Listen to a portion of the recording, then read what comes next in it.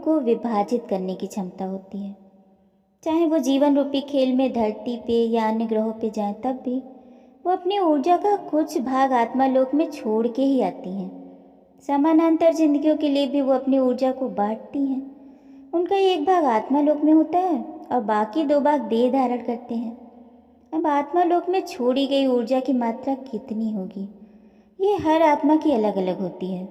कुछ लोग बहुत कम ऊर्जा के साथ देह धारण करते हैं, जबकि कुछ आत्माएं धरती पे बहुत ज़्यादा ऊर्जा लेकर आती हैं। ये सब अपना अलग अलग होता है कि वो आत्मा कितनी ऊर्जा लेकर जाएगी और कितनी छोड़ेगी।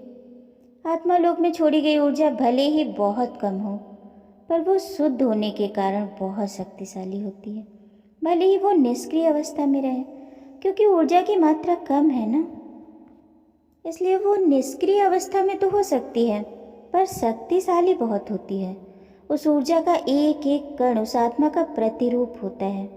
और यही कारण है कि अगर किसी प्रियजन की मृत्यु सालों पहले हो चुकी हो, चाहे उसने दोबारा कहीं जन्म भी ले लिया हो, हम उनसे मिल पाते हैं। अब मान लीजिए किसी प्रियजन की मृत्यु 30-40 साल पहले हो चुकी है। हमें लगता है कि अब हम उनसे कैसे मिल पाएंगे, उन्होंने तो पुनर्जन्म भी ले लिया होगा। पर भले ही वो पुनर्जन्म ले चुके हों, आत्मा लोक में हम उनसे ज़रूर मिलेंगे। उनकी बची हुई ऊर्जा आत्मा लोक में है ही ना। हमारी मुलाकात उसी बची हुई ऊर्जा से होती है, क्योंकि संपूर्ण ऊर्जा लेकर तो आत्मा देह धारण करती नहीं, और यही कारण है कि हम उन्हें दोबारा से देख पाते हैं। अब सवाल ये उठता है कि आखिर 100% ऊर्जा के साथ आत्माएं जन्म क्यों नहीं लेती? क्यों उनकी कुछ ऊर्जा आत्मा लोक में रहती है? इसी सवाल के जवाब में एक माध्यम ने बताया कि देह धारण के दौरान एक शरीर में हमारी ऊर्जा का 100% चले जाने पर हम मस्तिष्क के तंत्र पर प्रहार करेंगे। यानी एक मानव शरीर में अगर संपूर्ण आत्मिक ऊर्जा जाती है तो हमारा दिमाग पूरी तरह से आत्मिक शक्ति के वशीभूत हो जाएगा। देह पूरी तरह से आत्मा के आधिपत्य में चली जाएगी। फिर तो देह धारण का कोई मतलब रह ही नहीं जाएगा। आखिर हमारा जन्म हुआ ही क्यों है? पुनर्जन्म का उद्देश्य ही है खुद में सुधार करना। हम यहाँ धरती पे कुछ सीखने के लिए ही तो आते हैं। धरती एक पाठशाला है जहाँ पे हम कुछ सीखते हैं। क्या सीखने वाली प्रवृत्ति पे कोई प्रभाव नहीं पड़ेगा? हम कैसे कुछ सीख पाएंगे अगर हमें सब कुछ पहले से ही पता होगा? आत्मा का विकास रुक नहीं जाएगा। जब आत्मा लोक में छोड़ी गई थोड़ी सी ऊर्जा हमारे जीवन के तमाम घावों को भर देती है, तो संपूर्ण ऊर्जा कितनी शक्तिशाली होगी, इसका अंदाज़ा लगाया जा सकता है। और बेचारा हमारा दिमाग कहाँ टिक पाएगा इसके सामने। खेल पूरी तरह से आत्मा के पक्ष में चला जाएगा। बगैर किसी मेहनत के चेतन और अवचेतन के बीच का जो द्वंद्व है वो समाप्त हो जाएगा। हम कुछ सीख ही नहीं पाएंगे। हमें हर शरीर में सब कुछ याद होगा, अपना उद्देश्य, अपना अस्तित्व, आत्मा लोक, ये सारी बातें हमें पहले से ही पता होंगी। फिर दिमाग पे काबू पाने के कोई मतलब ही नहीं बचता। स्मृति लोप होगा ही नहीं, जिसके कारण इस धरती रूपी लैब में कुछ सीख ही नहीं पाएंगे। और स्मृति लोप जरूरी भी है, नहीं तो हम अतीत में किसने अच्छा किया, किसने बुरा किया, इन्हीं सब चक्करों में फंसे रहेंगे। इन सब से बाहर निकलकर खुद को एक नया विस्तार नहीं दे पाएंगे। ये तो ठीक ऐसे ही होगा ना, जैसे परीक्षा से पहले पूरा पेपर हमें पता हो, हम सिर्फ उन्हीं सवालों को पढ़ के जाएंगे, फिर परीक्षा का कोई महत्व ही नहीं रह जाएगा। अब पास हम भले ही हो जाएं, पर परीक्षा की तैयारी के दौरान हमें जो सीखना था, क्या सीख पाएंगे? सीखने का ये सारा प्रोसेस, सारा सिस्टम ही फेल हो जाएगा। यही कारण है कि हम अपनी संपूर्ण ऊर्जा धरती पे लेकर नहीं आते हैं। अब कितनी ऊर्जा लाएंगे इसका कोई लेखा जोखा तो नहीं है, पर रिसर्च में ये निकल कर आया कि जो विकसित आत्माएं हैं स्तर 4 या 5 की, वो कम ऊर्जा के साथ धरती पे आती हैं। तकरीबन 25% ऊर्जा मान लीजिए, उससे ज़्यादा लेकर नहीं आती। लेकिन जो साधारण आत्माएं हैं, अल्प विकसित आत्माएं हैं, वो आत्मविश्वास की कमी के कारण ज़्यादा ऊर्जा प्रतिशत लेकर देह धारण करती हैं। जैसे 50 से 70% ऊर्जा तक वो लेकर धरती पे आती हैं।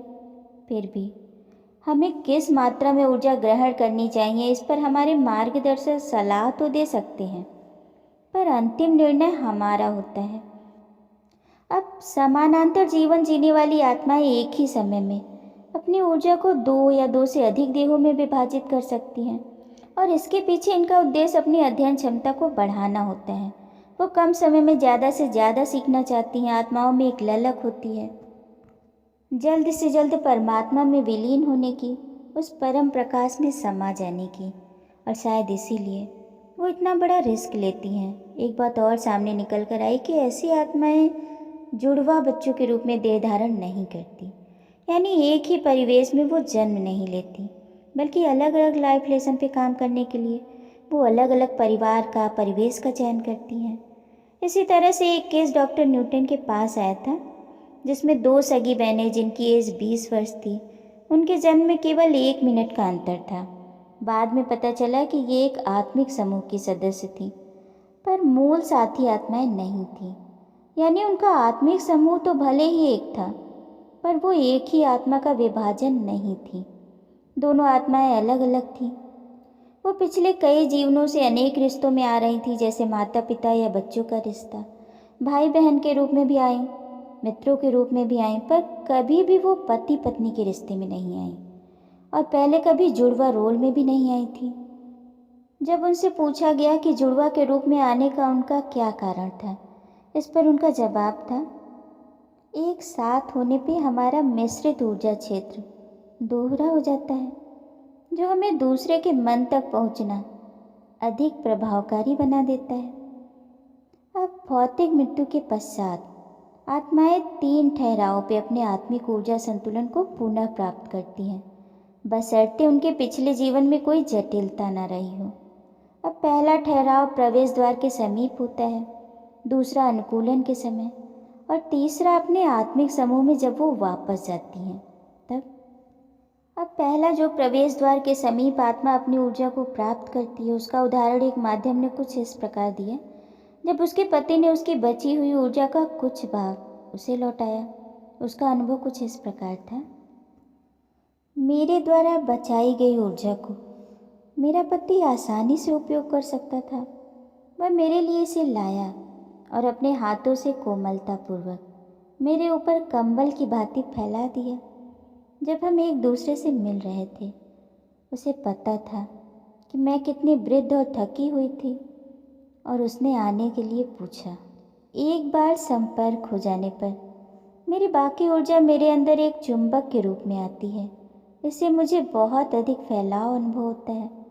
पहली बार मैंने देखा कि मैं उसके मन को अब कहीं अधिक अच्छी तरह से टेलीपैथी द्वारा पढ़ सकती हूँ, और मेरे आसपास जो है उसे कहीं अधिक अनुभव करती हूँ।